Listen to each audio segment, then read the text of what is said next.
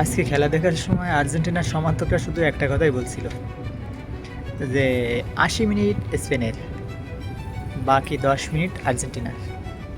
১০ মিনিটেই তারা কামব্যাক করে ২টা-৩টা গোল ঢুকাইয়ে দিবে এবং ম্যাচ উইন হবে।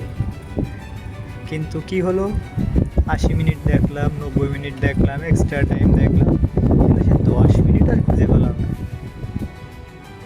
হায় হায়, আপনারা কি কেউ পেয়েছিলেন? আসলে এমনটা করা ঠিক হয়নি আর্জেন্টিনার সাথে। ফাইনাল ম্যাচে এমন দুর্নীতি করে কেউ? তাদের খেলার কথা ছিল ১২ জনের, কিন্তু খেললো ১১ জন। রেফারি তো তাদের পক্ষে খেললোই না। তাও ভালো কথা, একজন আবার লাল কার্ড পাইল, একটা ফিলান্টিও তাদের দিল। এটা কোনো কথা? এভাবে ম্যাচ জিতে যায়?